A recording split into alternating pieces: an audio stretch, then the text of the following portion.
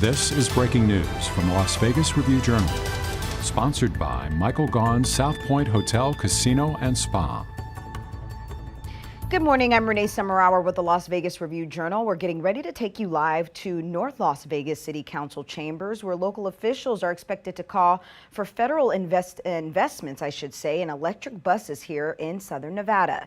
This is part of the nationwide effort to urge the Biden administration to fund clean transportation infrastructure. Of course, Las Vegas is no stranger to electric vehicles. A few years ago, the city hosted an experiment where a driverless electric shuttle bus offered free rides on a half-a-mile loop in the Fremont East neighborhood. Most recently, Governor Steve Sisolak signed a bill last month that would increase the state's investment in charging stations for electric vehicles. And of course, electric vehicles are being used as part of the underground people mover system called the Vegas Loop, which was built by Elon Musk's Boring Company and uses Tesla vehicles to take passengers to a number of stops, including the Las Vegas Convention Center. Let's go ahead and take a listen.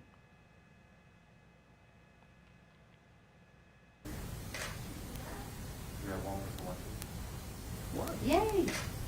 One's better than none. Well, yeah, Hopefully they're recorded.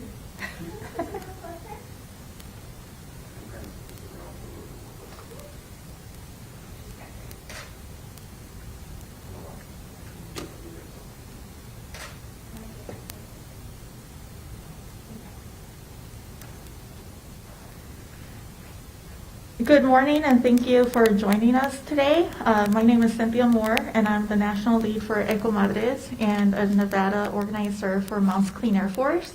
Today I am joined by Assemblywoman Susie Martinez, Maria Nieto Ortega, Nevada State Coordinator for Mi Familia Vota, Louise Helton, Vice President of One Solar Electric, and also North Las Vegas Councilman and member of the Regional Transportation Commission in Southern Nevada. And the Moms Clean Air Force is an organization of over 1.5 million moms and dads with over 8,000 members in Nevada. Our membership is growing because moms and dads are concerned about the air that our children are breathing on a daily basis.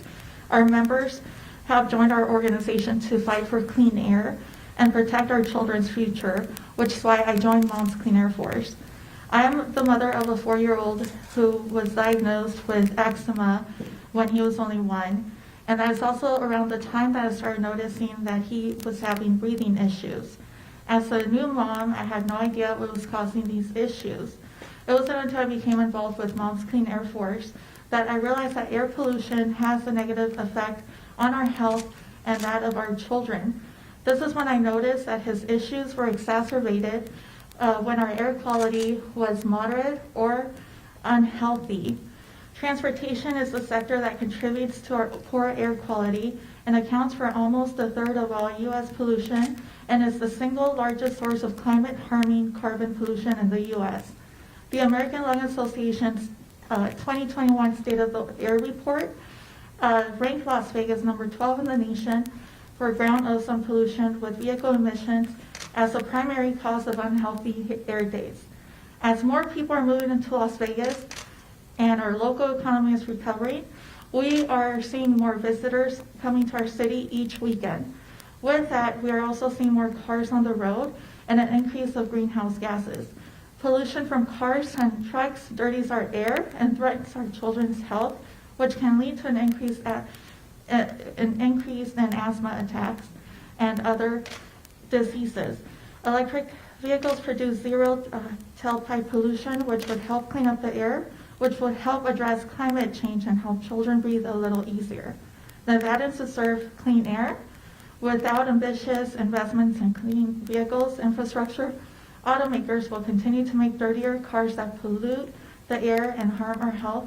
Improving our air quality is important for vulnerable groups like children whose lungs are still developing, older Nevadans, and for Latino families who are more likely to be exposed to air pollution. Efforts to improve our air quality are particularly important to me as a mother of a son who has breathing issues and the parents of 50,000 children who suffer from asthma across Nevada. It is urgent that Congress pass a bill that makes the bold that makes the big, bold, ambitious investments needed to tackle the climate crisis, achieve true environmental justice, and accelerate the transition to clean energy. To meet this moment, to heed the science, and to make good on President Biden's promises, Congress must act and now to deliver on climate justice and jobs. And with that, Thank you very much. Thank you, Cynthia. For the record, Assemblywoman Susie Martinez. So I feel that we're at a very fortunate time right now because we have President Biden and we have up in Congress many of our champions. We have Dina Titus, Representative Horsford, Susie Lee. We have many of them who I know will champion our cause. This is so important for us to be here because we need to let Congress know how this is urgent. We need to pass this. With the climate change and everything that's happening in our environment, we can ask many of our labor organizations to also assist. We can get good jobs, good paying jobs that will help our city as well as help our environment. The time is, I'm so glad that we are here currently. I am here to just ask Congress to please pass and make this big, bold, ambitious investment that we need to tackle the climate crisis. Thank you very much, Maria.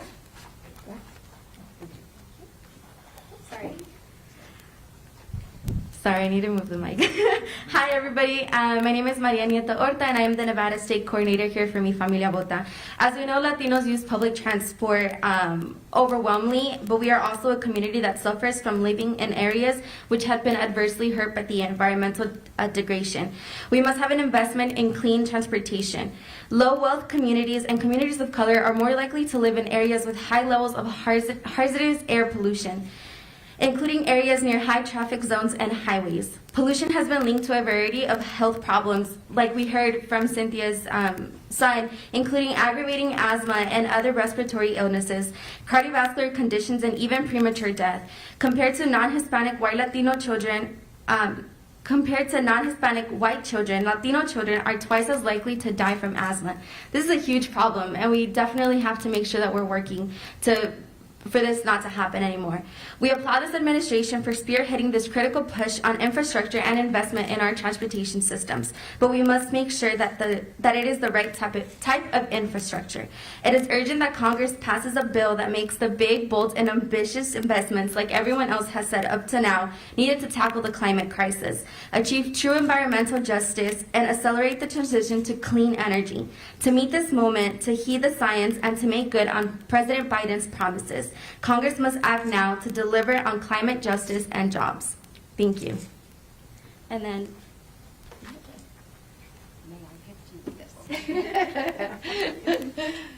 Good morning, I'm Louise Helton, and I am the proud owner of One Sun Solar Electric. And as you've heard, asthma is a huge problem in our valley. National, it affects at least 7% of all of America's children, and it does disproportionately affect children of low-income families. A few years ago, over a decade actually, I chaired an asthma task force, and it was members included the Southern Nevada Health District, the school district. We also had the University Department of Public Health. All of us working to see what we could do to attack and address the terrible spread of the incidence of asthma in our area.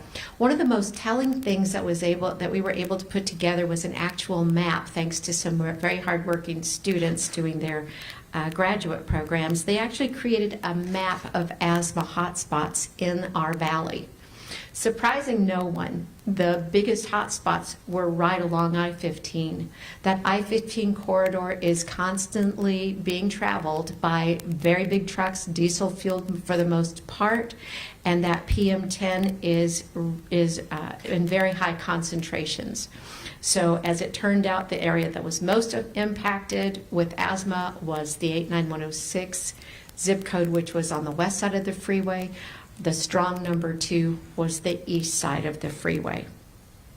So what we're talking about today is important, critical decisions that we're going to be making right now, and especially in Washington, D.C. Those are the things that are going to impact us now, but most importantly in the future. And the future is really our children's future that we're talking about. With electric vehicles like, passenger cars, commercial vehicles, transit vehicles, those are the things that are such a huge opportunity right now for us to secure a brighter future because of the technological advances that are right here and available for us. They're going to reduce our dependence on fossil fuels. They're going to also provide us with energy independence, not just from foreign countries who don't care a thing about us and wish us harm, but also within our own valley to be more energy independent as individuals. It's a wonderful opportunity. In other parts of the world and here, there's great competition in the arena of great ideas and technology. One of them being bidirectional electric vehicles. Right now, the electric vehicles we're all familiar with, they only take in energy one direction, and it's strictly for the propulsion of the vehicle. However, the near future, the next big thing is going to be able to harness those batteries to actually provide fuel and energy sources for homes, businesses alike. These are the things that are going to help us get through very serious outages, shortages, and those peak times when electricity is so expensive. These are things that can save a ton of money, not just for individuals, for us as taxpayers, as well as business owners. So whenever your home or business also has solar as a part of their energy profile, it will be able to help you even more. So our country needs to be the leader in this technology. We don't want to be a bystander or come in second. That's not the American way. We have got, as my grandmother said, an opportunity, and she always told me, opportunity is a door, but you've got to walk through it. I don't want us to walk through it. I want us to run through it with some very bold, wonderful initiatives that are available at the federal level today. We just need to provide the encouragement to have our national leaders who've brought us to the point where we have so many opportunities take this most important and final step to actually making this a reality. Because at the same time that we improve our children's health and our energy future, we're also going to be creating amazing jobs. I can tell you this as the owner of a local company here in town. We provide solar power and EV charger installation in this valley, and we provide a ton of good jobs. I'm so excited to say that this year we will double the number of jobs that we have been able to hold up until now. These are good paying jobs to provide not just food and clothing and meals for the table, but enable our employees to pay college tuition for their children. So for all of these reasons and more, we want to thank our local leaders. We want to thank our federal leaders at that level as well, who have made this a priority today. We want to live in the country that they're building for us, but we want to make sure that that country's on the right side of history. And energy history is especially important, and it will provide a bright future for our children, and our children deserve no less. Thank you. Good morning. Thanks all for coming here to the city of North Las Vegas. It's great to be here with you all today. If you don't know me, my name is Isaac Barone. I've been on since 2013. I've been sitting here on the North Las Vegas City Council, right here in Ward 1. This is Ward 1. And I also represent the city of North Las Vegas on the Regional Transportation Commission Board of Commissioners. In addition to the RTC's role as the Metropolitan Planning Organization and public transportation provider for the region, the RTC is responsible for traffic management, for roadway design, construction funding, and transportation planning efforts across Southern Nevada. As mentioned previously, we know that transportation is the largest source of greenhouse gas emissions of the country, and including right here in Nevada, where it accounts for about 41% of emissions. The consequences of how those emissions are not really evenly distributed, with pollution disproportionately impacting lower wealth communities and communities of color. In order for us to tackle the climate crisis and address environmental injustice, we need to invest in clean vehicles and charging infrastructure.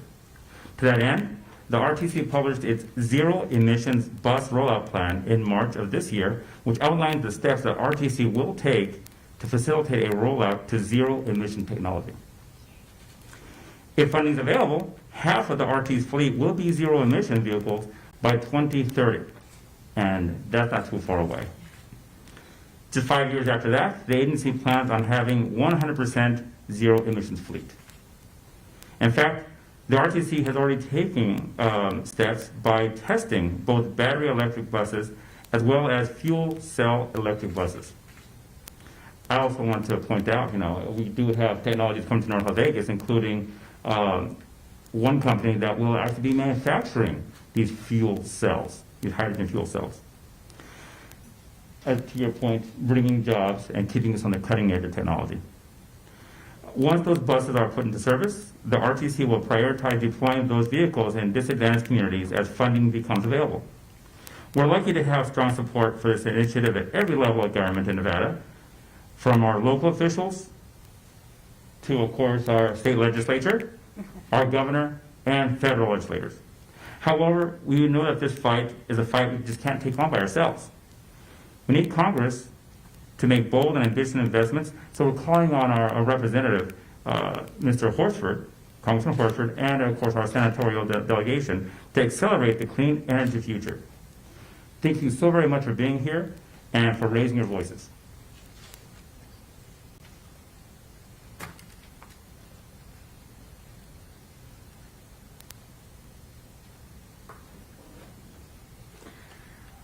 I want to take this moment to thank everyone for joining us today.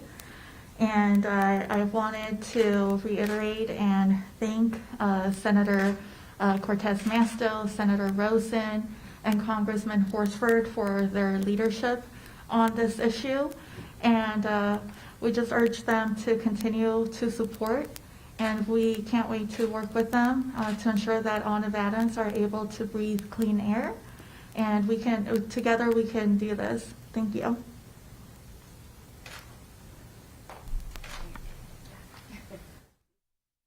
Well, you just heard from local officials urging the federal government to invest in electric buses for Southern Nevada. They listed a number of points, including how air quality affects their children. We will have more on this story online at lvrj.com. You can also find us this evening with more updated information on this and today's events for 7 at 7 p.m. Of course, you can download our free RJ mobile app to get breaking news alerts sent straight to your phone. And as always, you can find us on Roku, Apple TV, and all of your favorite digital platforms. I'm Renee Summer Hour. Thank you for joining us. You've been watching breaking news from the Las Vegas Review Journal, sponsored by Michael Gaughan's South Point Hotel, Casino, and Spa.